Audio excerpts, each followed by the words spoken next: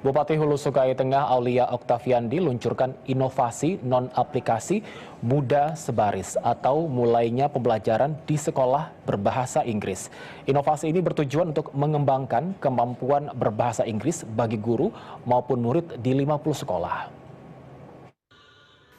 Bertempat di halaman kantor Bupati saat kegiatan apel bersama, Bupati Hulu Sungai Tengah Aulia Oktaviandi luncurkan inovasi non-aplikasi Muda Sebaris atau mulainya pembelajaran di sekolah berbahasa Inggris.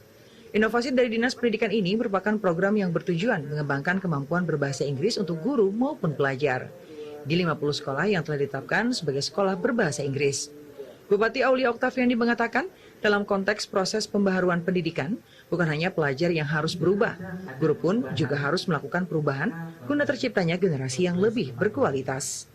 Menyenangkan, yang belajar bukan hanya belajar membaca saja, tapi mempraktekkan dan menerapkannya dalam kehidupan sehari-hari. Dibuatlah seperti itu. Dan ini dicontohkan oleh Dinas Pendidikan, dan perubahan itu harus diikuti oleh semuanya.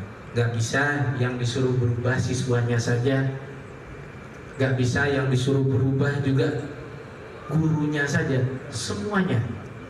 Mulainya pembelajaran di sekolah berbahasa Inggris ini merupakan tindak lanjut dari hasil peningkatan SDM guru atau tenaga pendidik melalui Cambridge English Qualification Program yang sudah berjalan sejak tahun 2022. Program tersebut diikuti 17 guru bahasa Inggris SD negeri dan 33 guru bahasa Inggris SMP negeri di Kabupaten Hulu Sungai Tengah.